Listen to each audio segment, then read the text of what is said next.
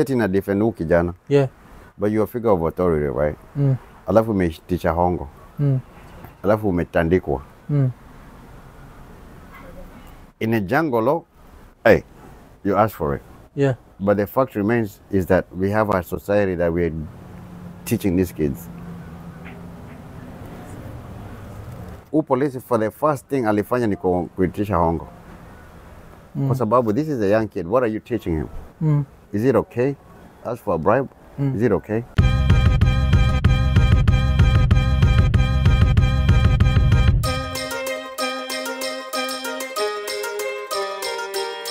Iko Nini. Iko Nini. Episode 319, tukisema like, subscribe, hit the notification button, tell a friend to tell a friend. Na leo tuko na officer ni Tony. Tony, jina yingine ni Tony nani? Naitangwa tu Kanjogo. Tony Kanjogo, we ni lieutenant. Ndio ninaendelea kupata hiyo. But uko in the what police department? Kuzi najua gazeti zinakuanga hivyo. Hapa ni polisi, lakini najua polisi zinakuanga zimekatwa in different departments. Yeah. Uko for example kuna state police, inaanza na state police. Yeah. Yaani wanachunga New Jersey. Alafu kuna sheriff. Yeah. Lakini uko ndani uko na departments zingine mingi kama prosecutor's office. Yeah. Judicial office, all that. So ni departments mingi sana. So uko kwa gani? Mimi niko kwa jela. Yeah. Yeah. Oh, correction. Yeah. Corrections. Jela za hapa zikoaje? Jela za hapa kukuambia ukweli ni kama jela ni ukiinterpret jela si ati ni hata unaweza jiweka jela. Reason kuuliza juu ya jela ni mimi nikibonga juu ya jela za states usemaga jo sienda jela setadinyo rasa. That's what tunajua. Hapa jela by the way jela za hapa ni kama vacation. Lakini ukisema term ya jela hata wewe mwenyewe unaweza jiweka kwa jela. Yeah. Like your feelings. Umechukia ule jamaa, umejiweka jela. Yeah. Jela mainly in my perspective ni freedom. Yeah. For example, una freedom ya kwenda kukula kanyama. Pengine unazushiwa na bibi. Hapo uko jela sasa. Yeah. Unawekwa structure hivi hata huwezi enda kuona your mom or your dad or your cousin or vitu zingine tunachukuanga for granted. Ndio wanakunyang'anya sasa. For example, wewe unataka kutravel, unataka kula leo unataka kula sambusa ama motura ama mbuzi choma. Ukiwa pale hivi utakula ile umeambiwa. Yeah. Unaona? Na kama kuna tudo kidogo tu kubuy whatever you can, you cannot get what you really need. Lakini sikuna msepia anataka kudinyara sama yeye kuagi. Cause everywhere tunaendaga. Hiyo like hata tunaonaga jokes zingine zinasemekana za don't go to American jail. I'm afraid of going to jail because I'll get anally raped. Unajua? Kuja. Yeah. So inakuanga ni ile unasikianga hapa kuna tamili inasemanga don't drop the soap. Yeah. Na ni kila mahali. Kenya iko kama hapa. Hapa ndio kudrop. Karibu sana. Sabuni hapa ni serious. Karibu sana. Kafegi. Tuko podcast. Tuna kafegi. Tuna nini? But ni saa? Kuja hivi. Peter. Ena pande ile juu inashika hiyo pande yote. Kuja hivi. Sasa umesikia mzee? Freedom ni kama sasa for example Maumau walikuwa wanatupigania nini? Freedom. But what is freedom to you? Freedom to me ni that the basic shit. Kuamka, being able to go where I want to go. That to me is freedom. Yes?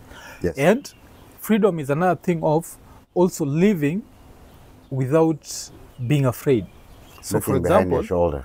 Yes. For example, I can say to a certain level, in the 3 weeks I've been in America, I've felt some sort of freedom that I don't feel in Kenya. I can use my phone anywhere. Okay. You see, Kenya lazima nikuwe rada. Kenya inakuwaga like shit. Lakini sasa freedom. Nikichukua tu simu hivi, kuna places ukinicall in Kenya, I'll not pick up my phone. I'll be like, fuck that shit. This phone is worth more than whatever the fuck is calling me. Lakini so, unaona vile unaangalia.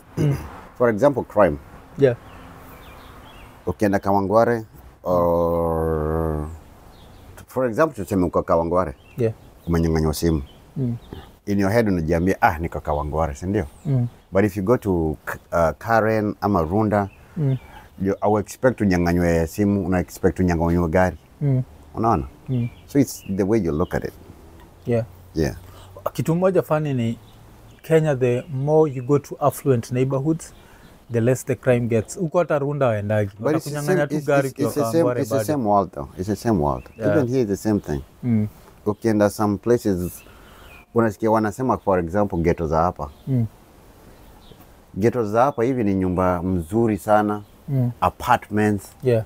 Ni kama kule sasa unaona ni sasa sijuangi kama ni because of the population you put there, because the buildings are very beautiful. Wako na maua, wako na miti na all that. Yeah. But it's still a ghetto. So I don't know if it's the people they put there or what do you think? Because kama ni wazungu wako hapo, unasikia zinaitwa condominiums. Is that true? Condos. The condos. Yes. Ama apartments. Lakini sisi tukiingia na hii ngozi yetu inaitwa ghetto. Inaitwa ghetto. But it's the same buildings and the same structure and the same plumbing. Yeah. So where are we going wrong? Okay. But sikuwa nataka to get philosophical, eh? So una work in a prison system, eh? Yeah. Ni place uko ni maximum ama ni minimum? Zote. Oh, maximum, eh? Zote. Kama ni zote sana. Naangalia the maximum. The maximum size. Ukiona kitu kwa news tuko nayo huko. Yeah. Watu wengi wako info, madam. Watu wengi wako ndani juu ya kitu moja inaitwa pride. Na community. Yeah. Upbringing. Yeah. And society as a large. Prison systems zimewekwa za watu wale wameshindwa kukaa na watu. Yeah. Now these are our kids, right? Yeah. And these are our cousins or our brothers. So you wonder, why is my brother not able to, maybe he's more ambitious. Ni wanaingia zima racketeering za credit fraud, na nini. They're trying to get where you're trying to go faster. Yeah. Can you blame them for that? Not really. Can you blame them for that? But it's interesting vile umesema watu wengi wako in for pride. Can you elaborate on that? Because I can think of the examples. Pride goes in a lot of ways. Yeah. As a man, your pride is your family. And family goes a long way. Maybe where you're coming from, your brothers and sisters. I've been fighting for my family for a long time. Yeah. So if I want to provide my family more, and I don't have it in my pocket, what do you think I will do? Yeah. I will steal. Or somebody else will steal. Alafu sasa unampata jela. Na alikuwa naibia watoto snacks wakakule. Alafu I like they're saying you teach them how to catch the fish instead of giving them fish. Yeah. System ya hapa, when you get in a system, utakuwa kama ile panya inakuanga inazunguka kwa maze. Yeah, you maze. When you get in the system, unaweza explain ya Mkenya ajui ku get in the system. Kuingia kwa system kwa hivi, ni vile kama leo msanii nilikuwa naongea na yeye K4. Yeah. Alikuwa anasema for example, uko na kadem. Na wewe ni baba yangu, si ndio? You want to see me doing well. Yeah. So we'll get a nice car. I'll get a nice house. I'll get a nice job. Yeah. And then you become a slave. Because you know what? I'm trying to impress you. Yeah. Now you're my master. And you're my father. Yeah. Na uchekagi, kiboko unatoa, mwiko unatoa, na mami pia lazima ni muimpress my mom. So I get caught up in something called the cycle. Because you have to pay your bills. Like msanii alikuwa anasema ati you end up becoming like you're a check to check. Yeah, living check to check. You're one check from being poor. Usiwe na kazi kesho. Utajipata kwa barabara ukiokota makaratasi. Because guess what? Stima imezimwa. Una maji. But those are privileges over here. Mimi naona ni kama privilege. Yeah. Because Kenya is very different. Actually, most foreigners wanataka kufanya kazi. Waji-improve kimaisha. Lakini ukikuja hapa, unachoka. You get burnt out. Ulikuwa unauliza mambo ya kufanya majob. Mimi nilikuwa na job 4. Vile ulikuja? Every minute over here, every hour here you get paid. You know that, right? So can you imagine that as a Mukikuyu? Every hour ninalipwa. My friend. Uko unafanya nini? Group home. Oh, because group home at least you get to sleep. Sindio? Unalala kidogo. Unaweza endelea kulala, unaamuka unaenda ingine, your days off, you still working and working and working and working and working and then you burn out. Ukitaka kazi, hapa kuna kazi. Lakini usisahau wewe ni ile panya. Inakimbia hivi. Kwa sababu uko na job 4. Umenipigia simu ya my brother uko Kenya. Unataka sijui kanini. Alafu niambie sasa ninunue shamba niweze kujenga kitu kangu. Na bado ndio unanikula. There's a lot of diaspora people wanakujenga Kenya wanapata hakuna kitu. Umekulwa. Family back home. And most of the time you don't even have the time to even check kama unakulwa. Because uko job 3 mpaka saa zingine una report to the wrong job. You know? Na ukiona watu wako na vitambi hapa. Una report the unakulia wapi? Unakulia kwa gari. Ikiwa interesting sana. So nasema like uko na jobs mob mpaka inafika level umechoka. Uko nafaa kwenda hii unaenda Play Store. The wrong job. Imagine. Okay. Na nini na kitu kingine pia niko nataka kuuliza. So ulijita karao, si ndio? So vile umejita karao Kenya, so jona height yako huwezi kuwa karao. So kuwa karao hapa Amerika au angalia nini? Kwa Kenya si angaliaga height, that's number 1. Alafu tunaangalia meno. Lazima tujue au sema lazima tujue kama unaweza kuuma hongo. 32. Wanaweza kama unajua kuuma hongo. Lakini unajua the funniest thing. Sisi tumesema mambo ya meno. Unajua wajeshi wa hapa lazima utolewe hizi zote. Hii hapa juu, hii hapa na hii hapa. Amerika. Kwa nini? Ukiwa mjeshi. Kwa nini? Unajua nini nilikuwa mjeshi? Sina ulikuwa mjeshi. Sina hizi. Ulikuwa Navy? Nilikuwa Navy. So unatolewa kwa nini? Sijui ku create space ya, unajua mimi si dentist. Sijasomea. Lakini sijui nafikiri ni ku create space ya meno zingine. Unajua huko kwa watu wanakuanga wana floss. Kenya tunakuanga tunasugua na kale ka kijiti kawa walalo. Ama kanini. Hapo wana floss. So sijui kama ni ku create more space. I don't know. So ukienda Navy unaambwa buda ni ajuka na meno moja. Lazima ungolewe. Kama uko na 32 lazima ungolewe 4. Baki na 28.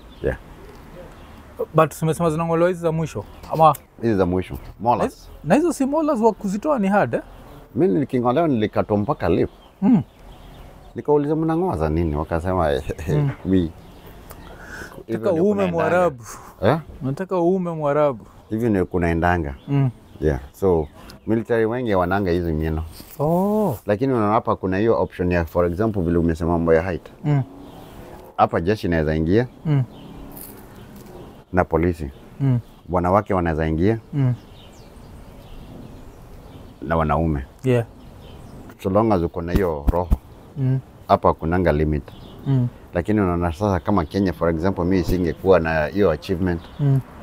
For example, singekuwa Navy ya Kenya juu ya height. Ama polisi juu ya height. Lakini hapa niko nayo. Height yako ni kuzapa Amerika mnajuaga. Uko 5? Hapa niko 5'5". 5'5". Okay, Kevin Hart. Kevin Hart hiyo. Okay. Watu wafupi. So kwa nini unafikiria Kenya waangalia height ama ujinga utoka wapi? Unajua kitu moja unafaa kuangalia Kenya ni colonialism. Kuna vitu zingine zinaitangwa profiling na all that stuff. For example, wewe kwa model. Wewe ni maro. Lazima kwa sijui how many inches. Basketball. Lazima kwa whatever inches. So hiyo ni kama wewe ni mtu mfupi sasa utasema unaenda wapi? Utaenda kwa soka. Alafu baada upate bado watu warefu wako kwa soka, yeah. So unachujwa sana. So you don't even know where to fit. Yeah. So unaonanga, for example, mimi ni Mkikuyu. Wakikuyu wengi ni wafupi kama mimi. So what do? We end up in business. Yeah. Tuna try to excel in business. You pia business ni ya watu warefu na wafupi. Yeah. Umenyang'anywa basketball. Umenyang'anywa sijui which other sport, volleyball. Wewe si mrefu sana. You end up doing business. Yeah. Okay. Yeah. Na nini wacha tu rewind career yako kidogo. So ulikuja America mwaka gani? Hapa nilikuja 1999. 99. After bomb ilipuke. Ilikuwa ni before ama after? I think ilikuwa after. Yeah. Yeah, kuzilipuka 98, August 98. Kwa hivyo nilikuja pengine 98 hapo. Kabla ilipuka? Before. Oh, okay. Alafu ulikuwa na kampu kusoma ma? Mimi nikikam, nilikuwa nafanyanga vitu zingine zinaitangwa theater. Kenya National Theater. Tulikuwaga huko. Lakini bado unajua bado lazima kuwe na the same height na status za watu, pesa hatuna. Au vai vizuri kama wale wale wameshika. Sasa nikaanza kufanya kitu moja itagwa skating. Skating. Yeah, skating. Skating ya Nairobi ama Kenya ni mimi nimeipeleka mbali. I wrote the constitution for the Olympics. Kenyan Federation. Ni mimi. Okay. Alafu nikikuja hapa nilikuanga na work with street kids. Okay. Yeah. And I used to love to dance. Hata winakaa nilikuwa winakaa. So the street kids wakaanza kudance vizuri. And we were invited one place to go to perform at the United Nations. Yeah. While we were there, somebody liked the way we were dancing. Tukainvitiwa sasa ku present kwa mkubwa wa United Nations. Sikumbuki jina yake vizuri. Sasa ndio hapo group yangu ikachukuliwa tukaenda Canada. Oh, okay. Tukiwa Canada wakasema wanataka representative mmoja wa World Youth Representative. Okay. Tulikuwa dunia yote hapo. South Africa, sijui wapi. The whole world was there in Canada. I think it's Quebec. Tukafanya hiyo seminar like 2 weeks. Unajua sisi sasa tumetolewa Kawangware. So mnajitolea muhanga. Sasa tunakuja huko tunaangalia vitu hatujaiona, snow. Makoti mzuri tumevaa, viatu. Hauwezi vaa viatu za kawaida. Yeah. Lazima uvae boots. Na tunapewa sasa. Socks, really thick. So it was nice. So wakasema wanataka one representative or represent your seminar to the whole world. Yeah. We were about maybe 5,000 people, maybe more. Because it was all the countries were there. Hata watu wa Yemen, wa wapi wote. And we were so lucky, we were the ones from Kenya. So guess who they chose to come to America to represent the whole seminar to Bill Clinton and Kofi Annan? Nyinyi. They chose me. Oh. Okay. Yeah. So that's how you ended up. So that's how I ended up in America. Time ulikuja kwa flight ulikuwa solo? Yeah, unajua hata vile watu wanaenda kuomba mavisa. Nilikuwa tu na habari moja. Inasema huyu jamaa anaenda kuona Bill Clinton na Kofi Annan. That's it. Ayo can approved chap. Watu wanalialia huko wamebeba briefcase na shindo. But I didn't even know what I was doing. Yeah. So kwa hii flight, did you think you were moving from Kenya? Ama ulikuwa unajiona kama alafu rudi Kenya? No, I did not know. So one thing you have to realize, I was very, very scared. Yeah. Alafu unajua kama for example umekona panya kwa kona. That little panya inaweza kukuua. Unajua hivyo? Yeah. Because it's so small. Alafu wewe una take for granted. Scared. Yeah. Alafu ukiweka kwa kona, it will kill you. The same little thing. So I was scared. So I had no idea what I was doing. Wacha to go back to flight. So flight umeenda JKIA. Ilikuwa hakukuwa na direct hizo siku. So ulipitia wapi? London. London. Layover ilikuwa how long? 8 hours.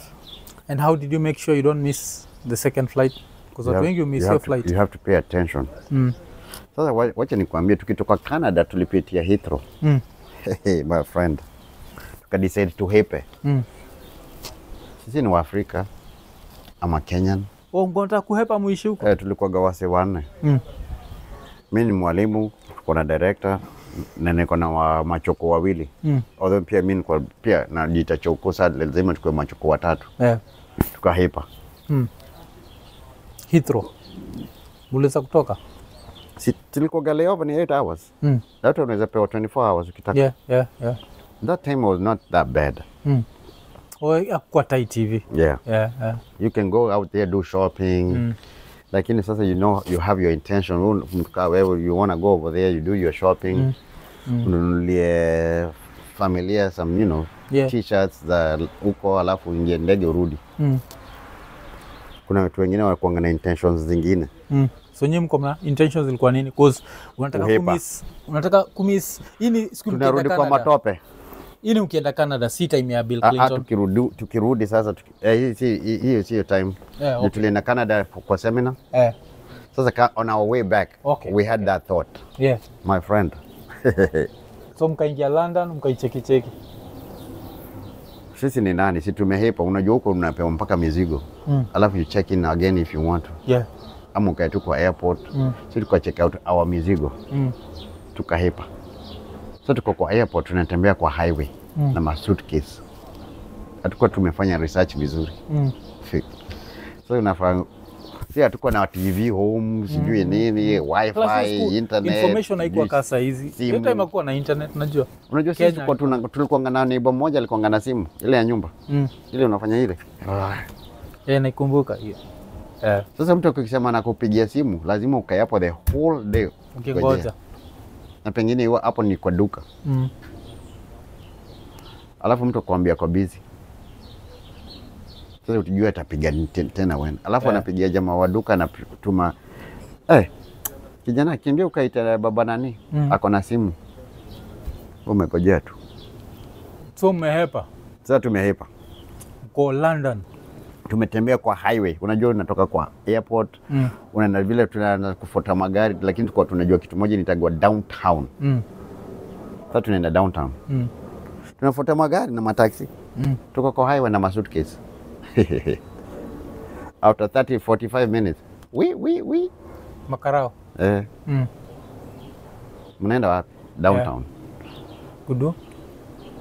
Kudu. Kununua vitu. Lazima shopping. Shopping. Hatuwezi tuwaambia tumehepa, tumedecide kuhepa. How could where's the money for shopping? Ndio tulikuwa nayo. Although hata hatujui kucalculate. Tunaambia ni sterling pounds. Unaambia hii inaweza nunua mikate 10. Haka kadogo hivi. So we didn't even know how to convert the currency and all that stuff, right? Tukaeko kwa gari ya polisi, tukarudishwa kwa airport.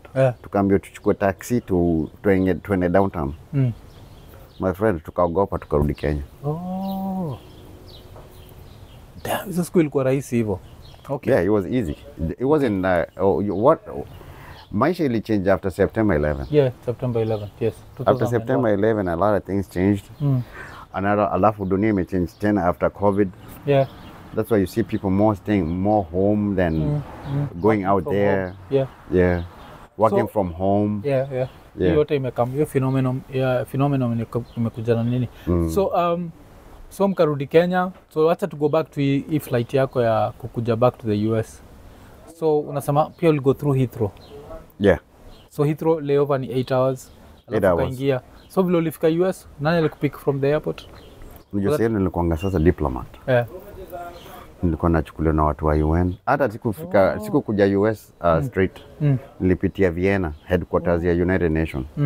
Nikapewa training vile nita deal na wakubwa. By the way, unakumbuka mimi ni chokora. Sasa hiyo. So lazima ni my president, my friend. Nikapewa training shule, ulikuwa ninaenda shule saa 2 mpaka saa 10 every day. Na sasa tuko wapi? Tuko Vienna. Lazima ulan kudeal na watu. kijiko ni gani, ya supu ni gani, which fork to use for what. Ile ujinga hiyo. Kuna ya salad, sijui kuna na wewe umezoea tu kula na mtu mkono. Yeah. Kula tu kaugali kako. Ukafundishwa Vienna. So nikafundishwa huko, nikikuja hapa hivi kwanza nilichukuliwa na limo. Okay. Airport gani? JFK. JFK, okay. Yeah. Sasa mimi nikajua tu nimefika Amerika. Na ndio mimi huyo sasa. Me and my God. That's it. So ulipelekwa hoteli ama uko naishi? Nilipelekwa hoteli. Kuna sikia ilikuwa inaitwa World of Historia. Naijua jo. Ile wale ni ma 7 star huko hiyo. Ile wale worked ya Coming to America. Hiyo. Yeah. After that I was supposed to go back. Yeah. Alafu hiyo ingine ni classified. Hiyo ni show ingine. Zizi. So kila nataka ku understand ni of course you wamekuleta, so wanajua mpaka siku nafaa kutoka. Yeah. So siku kuna nafaa kutoka ulifanya nini ndio baki hapa? Because nilipatana na I met this lady. Unajua by the way, wacha nikwambie shock. Ukiletwa hapa, the first thing you have to learn ni kuvuka barabara. Yeah. Juu gari ziko pande ile nyingine, si ndio? Yeah. Aya, chakula, maji, weather, sijui nini, baridi. By the time kichwa yako you adjust to all those things, umesahau mpaka kukula. Au umesahau kukunywa maji, then you get sick. And you get sick, now you got to deal with the health insurance hapa, sijui nini. Yeah, mic yako imeenda wapi? Hapa. Irudisha nje nini? Haitasikika vizuri. Yeah, okay. So stuff like that. Yeah. So you being over there, you uko hapo ndio, lakini kichwa yako iko wapi? So unasema ulipatana na mother akonta. Sasa mother sasa ile nilikuwa na check out kutoka kwa hiyo hoteli. Akaniambia ni check in YMCA. And that's akaniambia ametoka Sudan. And I was in Southern Sudan pia nikifanya hizi mambo ya scouting na kuelimisha scouts, kids, all that stuff. Ndio akaniambia unataka kukaa Amerika? Nikamwambia yeah. Kaniambia check in hapo. Hiyo ingine ni mambo ya angels because I have never seen that lady. Now I'm successful a little bit. But I have never seen her with my own eyes. Na nimemtafuta. Everywhere. So alikuingiza YMCA. So YMCA is like kuna mahali pa kulala where we figure out what to do. Sasa saa hizo ndege ikaenda. Na watu wale kwa tumekuja nao wakaenda. Yeah. Ukabaki hapa. I don't know how private this thing is. So nilikuwa nimegojewa na Moi Kenya. Yeah. Uko nangoja na Moi Kenya? Ulikuwa mfanya nini tena? Si karibu I was supposed to be a hero. But lakini unakumbuka mimi ni chokora, I don't care about being a hero. Mwanaambiri wako kwa airport and all that stuff. So Moi alikuwa anakungoja pale na rungujo alafu ushow up. Karibu kijana, I never showed up. And then he deleted me out of the system. Yeah. So uko YMCA, at what point did you decide to join military? September 11. You sasa ni 4 years later. September 11 was it was rough for 3 years later. I was homeless here for a while. Yeah. Like 6 months until I figured out what to do. September 11 changed a lot of things. And we were taking a lot of things for granted. Yeah. A lot of things became harder. For example, you're my brother, mgonjwa hapa. For me to come and see you, it takes so much. Yeah. And before we were like, hey, he's my brother, kuja muone. So a lot of things got really, really hard. Yeah. So September 11th it happened. What did you do? Kulikuwa na zile za join the military. The campaign was there. Ama? September 11 ikihappen tulikuwa tunaishi mahali pale mmoja panaitwa Mount Clare. We could see it. You know, after hapa ukienda kwa Arik, ukienda hapa juu ya roof. Yeah. You can see New York. So we were seeing the thing happen. Building iki. And we were young. Hormones. We all decided to join the military. Okay. Yeah. So mtu uko na sign up aje hiyo time? Kama uko na green card, unaingia tu. Hata saa hizi. But hiyo time uko na green card wewe? So nilikuwa nimepata. Uko mpata? Mkikuyu. Pale wa MCA. In 3 months. I mean in 3 years. Hey, niliingia military, hakuna ku waste time buda. But ukikuja hapo uki waste time, time will pass you. Oh, okay. So ukaingia military. Ulikuwa training ilikuwa for how long before deployment? Training ilikuwa 3 months. Actually, I have been trying to put a lot of kids over here kwa jeshi because you know it was good for me. Yeah. Make you focus. Kama umepotea, focus a little bit. I've been putting a lot of kids in the military. Some of them are doing well. Some of them could not do it because you know. Yeah. It's not their idea. So ukakuwa deployed. Ulikuwa deployed after how long? Training deployed 3 months. 3 months. Kutoka 3 months nikaenda training yangu Pensacola, kutoka Pensacola, Lakehurst, New Jersey. Kutoka hapo sasa ndio maneno ikaanza. Deployment ilikuwa wapi? Ndio try kujua. Ilikuwa ulienda Iraq? Nilienda huko. Ulienda Iraq? Kulikuwaje huko? Cause vitu musikiaga ni horror stories tu. So I've heard different. Kuna soja anaitwa Moguche, I think Moguche alikuwa na work on the other side. Kuna mmoja anaitwa Okeno. Okeno was never deployed. Who else? I've talked to a few Kenyans who are soldiers. Kuna soja moja best yangu, yeye alikuwa British Army. Yeye alikuwa deployed to Afghanistan. So kuna uliwa mtu answer. Then kuna mwingine anaitwa David Etale. Etale nilifanya interview na yeye. Yeye alikuwa kwa a British regiment. So yeye alienda hapa ali lose his right leg from hapa kwenda chini because wali drive over an IED. Wow. And Yosemaga, one of his biggest regrets in life is joining the military. So he's gone on a campaign. He never joined the military. But then I have Moguche who loves the military. So wewe ulikuwa deployed? Mimi naweza sema ni background. Kumbuka ile panya tukua tunaongea nayo, if you corner it, it will jump, maybe attack you.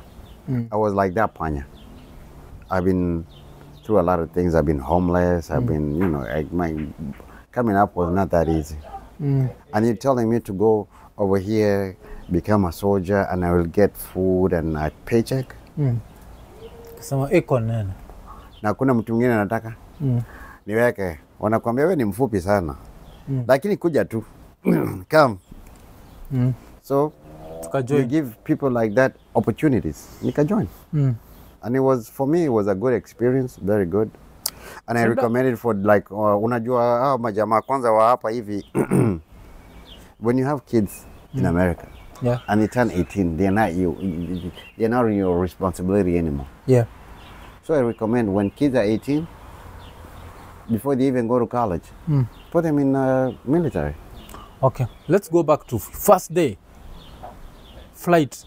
Ulienda Iraq. Iraq muli land na city gani? Mimi flight yangu haikuenda hivyo. Ulienda wapi? Mimi ninajua mimi nilikuwa bado training yangu haijafishika vizuri, nilipelekwa huko kama wako huko. So ulienda wapi?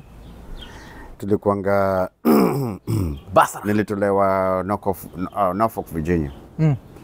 Tukaingia kwa ndege private. Yeah. Tukaenda mahali pengine panitagwa ni Qatar ama ni wapi. Michael Jackson alikuwa naishi. What was that place called? Bahrain. Bahrain. Yes. Tukalanda huko, vumbi, kila kitu, tukaenda kwa barracks. So Bahrain mna land, mkitoka US mnaenda na plane ama mnaenda na hizi helicopters za military? Tunaenda kwanza kwa nini? Lakini unajua sasa kuna vitu zingine sikiwezi zikakwambia juu sasa ni classified. Najua. But nauliza nyuenda na plane ama mnatoka na helicopter? Ina depend na mission ile uko nayo. Oh, okay. So mshafika Bahrain. So Bahrain kuingia Warzone, uliingia Warzone gani? Sasa ndio unapewa mission zako. Sisi tuliland kwa nini kwa ship. Sasa tukafanya kazi yetu. Ulikuwa unatumia bunduki gani? Cause vile bunduki ni mingi, zote ziko. Siwezi kukwambia ile nilikuwa natumia. But sasa okay, mko hapa Iraq ndio try ku understand. Ulienda Iraq part gani? Na kulikuwa na hiyo time kulikuwa kushawaka moto ama ilikuwa? Unajua saa zingine hata ujuangi. Unajua kitu moja na structure, for example, Bali kuna structure, hata ujuangi, unajua pati yako. Kama kazi yako ni kutoa vijiko hapo upeleke pale, hiyo ndio kazi yako. Kama mwingine ni kutoa sahani hapo upeleke pale, hiyo ndio kazi yake. So unafanya kazi yako, you mind your own business. Whatever kunaendelea huko nje, unajaribu kuconcentrate na hapa. Yuko mbali na nyumbani. Okay. So ushafika uliingiaga Warzone, hiyo place sama ID na vitu kaa hizo? Hiyo place yote ilikuwa ni Warzone.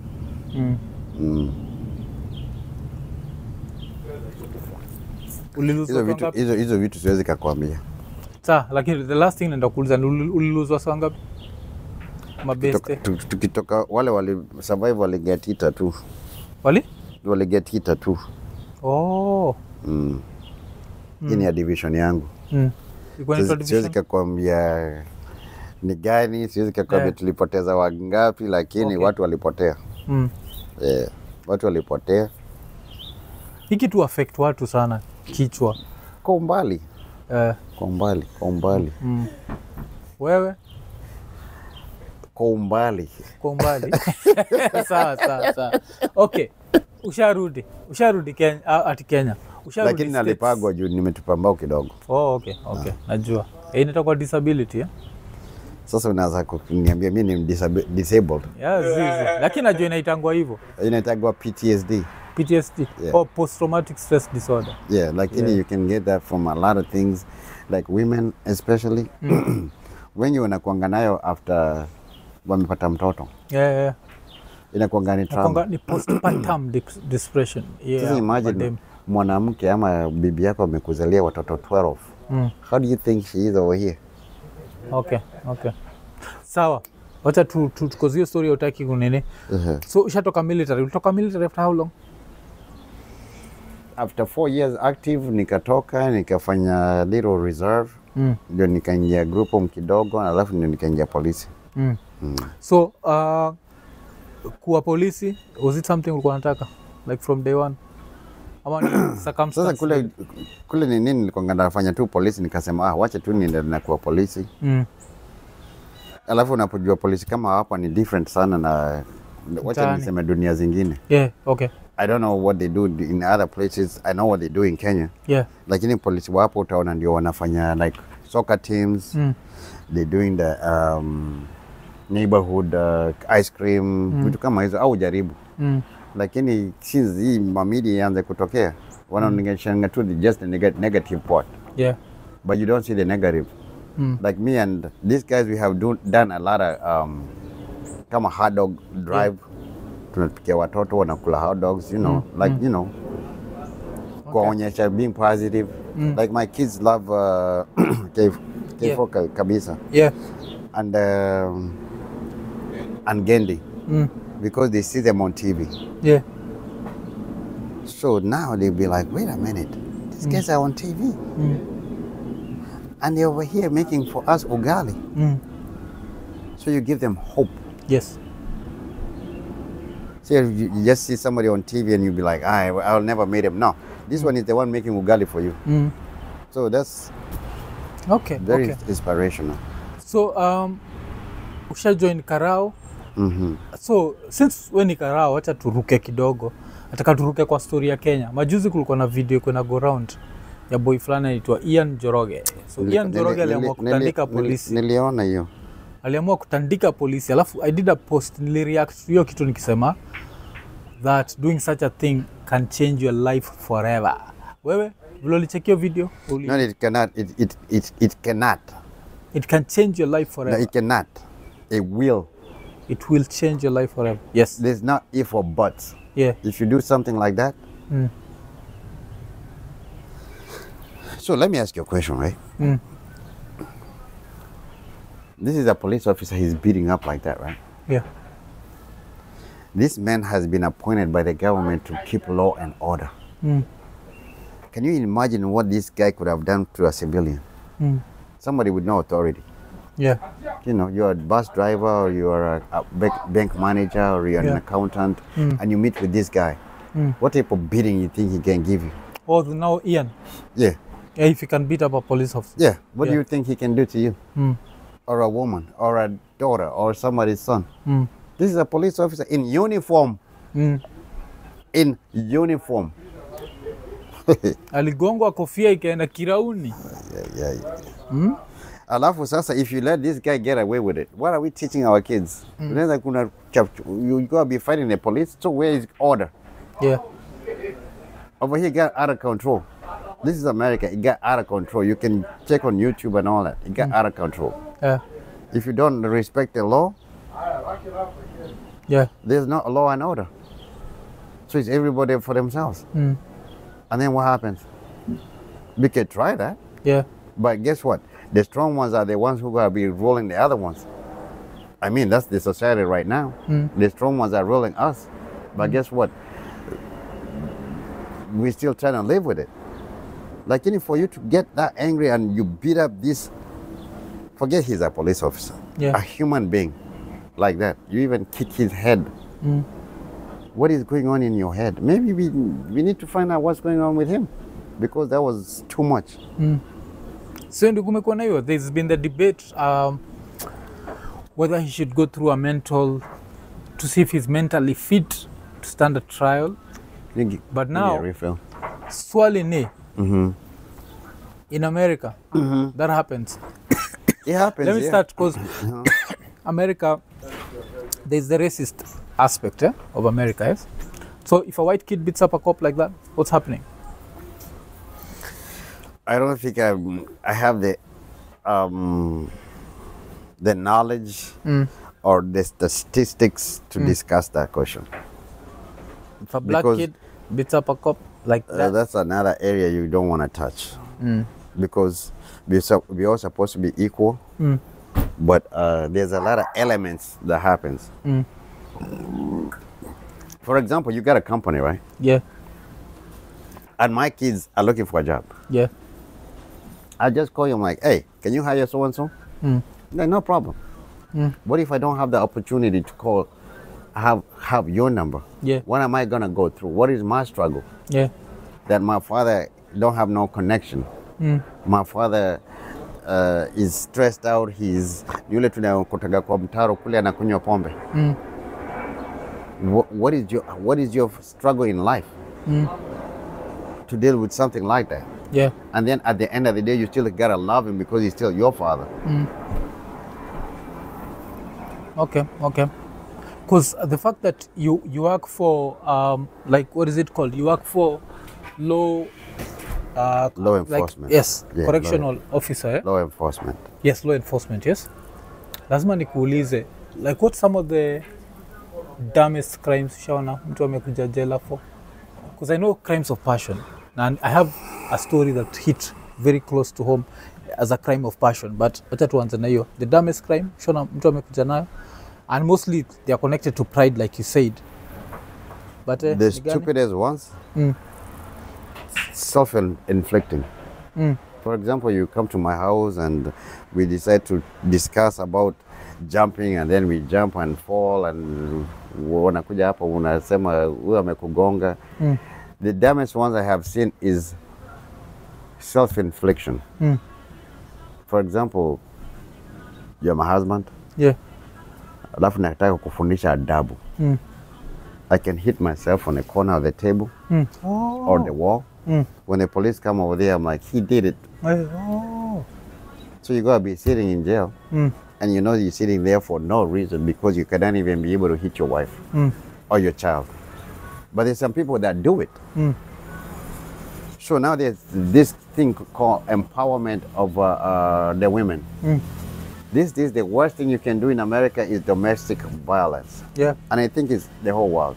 I mean, you cannot supposed to be beating up your woman, right? Yeah. But what if the woman beat herself up and say you did it? Oh, okay. You get the same punishment like if I did it and you did not do it. So kuna hiyo double standard sana. So kama wife wako ni stuntman hapa America, unashanga. Sima stuntman yeye ujirusha paka kwa dirisha kwa movie. Imagine that from the second floor. Anaumia, unaenda ndani. amevunjika mkono sijui kwa hivi alafu anakufanyia zile za Yeah. Si nikwambia usicheze na mimi. Takubali. Because imenikumbusha like Go get it. there's a very funny story. Every time I think about this story I laugh. But kuna time niko Texas, Dallas. So tuna drive around na like rafiki yangu anaitwa Onsando. So tukapita public storage. Nikamwambia public storage ni nini? Afu akaniambia unajua hapa Amerika aliniambia ati unajua hapa Amerika ukikosana na bibi yako hapo kwambia toka kama niite polisi. Hapo ndio kuishi. Itabidi toa vitu zako kadhaa uweke kwa ile public storage ukienda kutafuta pahali pa kulala. I had that and I laughed kabisa. So wakisema so unasema kuna mabibi ujigonga hata kwa ukuta ndio uende jela. Lakini sasa ni kuchekeshe. Na sasa tuseme for example kuna ka public storage ndio. Alafu una drive hapo on a Saturday unaenda kutafuta mahali kako alafu unapata hapo nyuma kuna wengine wameweka mpaka ka grill hapo wanapika na watoto. And maybe they lived in there. Yeah. Imagine. Lakini you're not allowed to live. You're not allowed to, but people do. People even live in their cars over here. Yeah, I know. Na unatuma pesa na unaishi kwa gari. Nguo zako ziko zote ziko kwa trunk na una. At least these days, people used to do it before. At least these days you have a cell phone, right? Yeah. Imagine them days lazima uende kwa sijui 7-Eleven upige simu Kenya. When Western Union upige utume pesa. Yeah. But saizi lazima niseme I have to then correct you respectfully. Niseme your self-infliction where a woman does that to herself and you as the husband goes to jail. I cannot call it a damn crime. That's right. Just sad. You know, like it was beyond your control. Ile namaanisha damn ni ile you as yourself as a man. You see, like this kid, I felt like he was dumb. We've all been offended by policemen. We've all for been somebody whatever. to do like that. Let me sorry to cut you off. Yeah. Put yourself in this kid's shoes. You as a person, you cannot even do that. Lakini kama uko na kiburi, you can do whatever you want. Yeah, pride. You can do whatever you want. What the police? Unless your family is rich. Yeah. Umelewa na hiyo kiburi, you can do whatever you want. But now you cannot do that because this is a law. You can't even do that. I don't even know how to explain that. Okay. I don't even know. Okay. Then ile place huko kuna watu wote Kenyan background wako hiyo jela? Reason nakuuliza ni kuna boy tulikuwa na yeye Seko. This is a very interesting story kwa watu washaisikizaga Iko Nini. So kuna boy tulikuwa na yeye Seko. So one day I'm in Kenya like in 2007. I'm watching DSTV. DSTV wako na National Geographic. So kwa National Geographic nikaona there's a documentary about sleepwalking. And who do I see sleepwalking? Someone I was with in primary school. Yeah. So you go like Bernard the Bondo. So they're following him here in America. So he'd sleepwalk and he'd go out and just walk around. Really? Cameras za National Geographic would just follow him. Oh, for real? So this is like 2000 and whatever. 14 years later, I start a podcast. 14 years later. So when I start the podcast, I'm like, yes, there's this time we were talking about sleepwalking. Yeah. So there's this friend of mine who was in America and he was sleepwalking. Let me check if I can find him on Facebook or whatever. So I search, I put his name. What shows up? Minnesota Correctional Departments. Yeah. Guy, jail. He was jailed for 43 years, eligible in 30, for parole in 30. His wife asked him for a divorce. He took a hammer. Mse tulikuwa naye primo tuko tunakaga like hivi. Unajua ile like you know one of those people he was a quiet guy. This guy was quiet. So they are thinking the American dream turned into an American nightmare. So you can see like the way life is so interesting. Alafu unajua like I know you had asked this question before the difference between Kenya and US. Yeah. Kenya, your aunt is over there, your cousin, sijui nani, your sijui jirani, the nozi jirani, sijui nini. People are together. Yeah. Here nobody cares about you. You're alone. The most jungle you can ever go to, I'll give you a test, is New York City. Everybody is going to where they're going. You can stand there and nobody will even know you're there.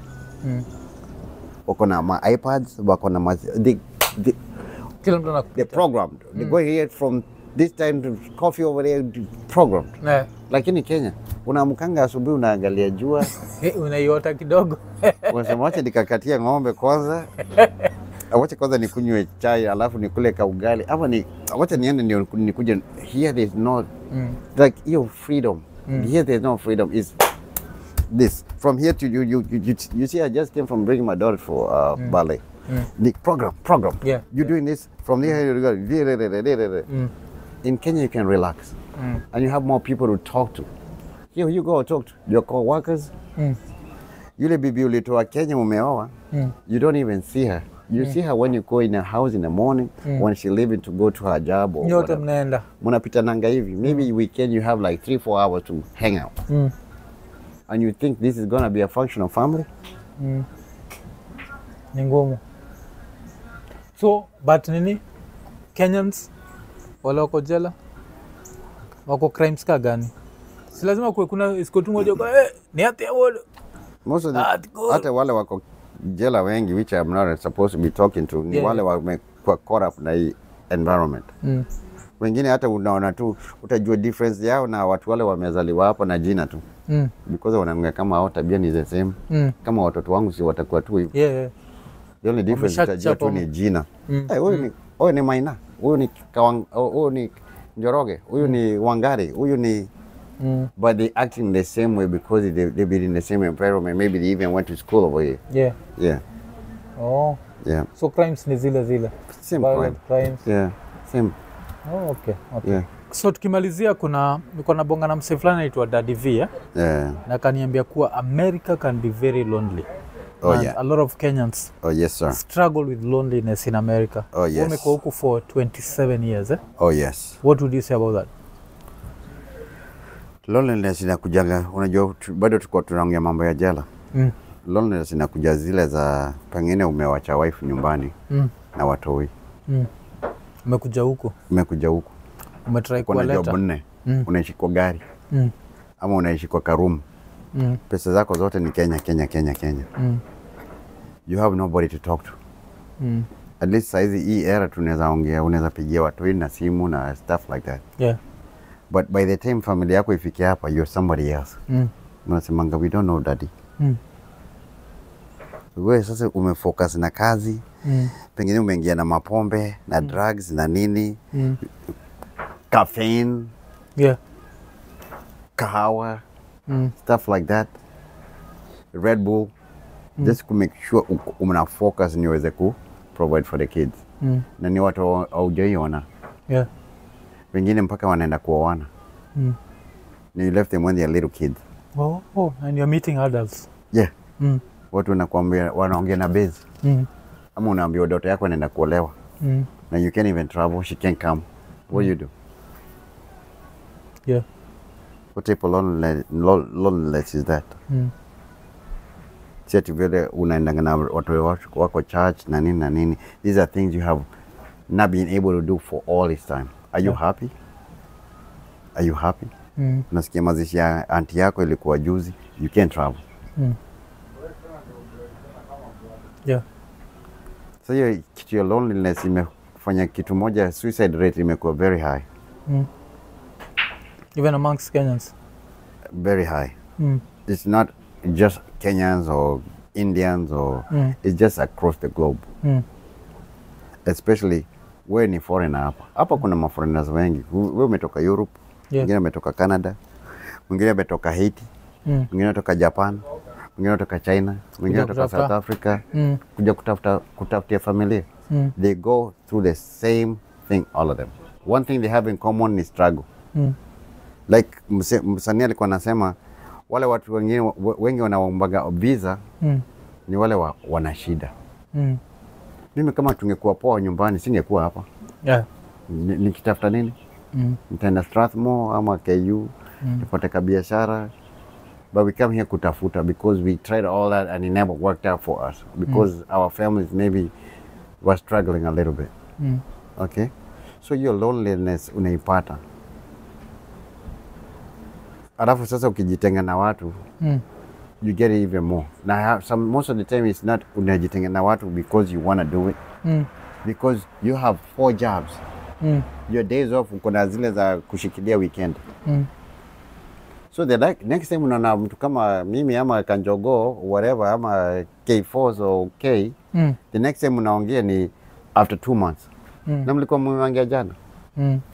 Time inaenda hivi. Next thing you know, mtu amekaa hapa for 25 years. Yeah. Ako vile vile tu. Akina nyumbani sasa ndio naona watoto wangu wamekuwa wakubwa. My neighbors kids are like my kids age. Yeah. Watoto wangu wanaoa. How? Where did the time go? Na uko vile hata mpaka hata hujapata gray hair. So you wonder what's going on. So if you have a little thing nyumbani, you can make a little end meets. Yeah. Stay right here. This place is very lonely. That should be your advice. Very lonely. For example, nyumbani ukitoka ka job, mnaenda kunakula kanyama choma. Mnakelea kama ukimo hapo. Or you relax with your friends. Here we don't have that. We don't have that. Mtaenda wapi umekelea kama ukimo? Mutura utakula wapi? Mandazi. Unless you make your own. Yeah. They have a little club imeanzishwa inaitwa Swahili Village. You know, they're trying to bring the cultural food, but it's not cheap. Yeah. It's good cultural stuff, but it's very expensive. So mtu common mwananchi ataafodaje hapo sasa? Kama my kids na ukitaka sambusa, utawatolea wapi? Na sijui kutengeneza. Okay. So little things like those really get to you, and especially like the food part. You umekaa hapa hivi, wewe una chakula iko aje? So far nimekuwa nikideal tu na fast food and what, cause I don't stay here, so nimekuwa nikitry out. These are things you stay away from. Ukikula hizo vitu for 4 months. Najua. Utakuwa unaenda na wheelchair. Yeah. So mimi hapa nimekuwa nikitry out vitu. So far my favorite imekuwa Chipotle because it's closer to home, rice, beans. By the way, can I tell you the funny thing? I've never even eaten there. Yeah. Imagine. Kula matumbo. But siku za kwanza ukijificha huko nakula matumbo. Ulikuwa nakula nini? Nikijificha kwanza nilikuwa naogopa kuoda hizo vitu kama hizo. Jitumbo saa zingine sensitive tumbo. Mimi nimesurvive na mkate na orange juice. Mkate na orange juice. You can never go wrong with that. For streets? Yeah, mkate na orange juice. Okay. Na ni cheap kwa na dola kama moja hivyo. Unaweza kabai kama mkate na ama kama scotch na ka drink. Okay. Na mkiwa kwa military, mlikuwa mnapatiwa such survival tactics? Like ukibaki solo, umeachwa nyuma, kaidi kamelipuka. Lazima ufundishwe vitu kama hizo. So kujinyima. Kujinyima. Wewe mko mnafundishwa kujinyima? Kujinyima. So nafaa kudu nini? Sacrifice. For example, unaonanga kama Muslims wanafanyanga fasting. Ramadan. Ramadan ni kujinyima ndio upatie watu wengine. So hiyo element ya kujinyima upatie watu wengine ndio tumekosa sana. Because wewe unafikiria tu mimi. Bebe. Na hiyo kiatu mzuri uko nayo na kunipatia. Naweza furahi. Maybe I can even start having ideas of my own. Yeah. Maybe when I do the same thing, maybe nipatie mtu mwingine kiatu kama hiyo. But hiyo me imeharibu dunia sana. Yeah. We gotta start learning how to share. Yeah. So tukimalizia kabisa, advice to, if you could talk to Ian Njoroge, unaweza mwambia nini? As a law enforcement officer, ulikuwa hapa US ukiona kitandika your comrade in Kenya. Unampatia advice gani? Mimi hata ningeambia, unajua police they will really work out, lakini unajua pia wako na issues. Familia. Yeah. Mtoto hataki kwenda shule. Bibi ameenda kusijui amekaa sana sokoni. Sijui nini. And he's the same guy trying to control traffic over here. Alafu unakuja na mchapa. But anasema boy nini, the traffic officer asked for 10,000 shillings. Yeah? As a bribe. So does a dirty cop deserve a dirty beating? But you know what you're saying? one wrong does not make a right. Yeah. Two wrongs, when the police you're ready. Yeah. When you figure of authority. Seti na defend huyu kijana. Yeah. But you're a figure of authority, right? Alafu umeticha hongo. Alafu umetandikwa. In a jungle law, hey, you ask for it.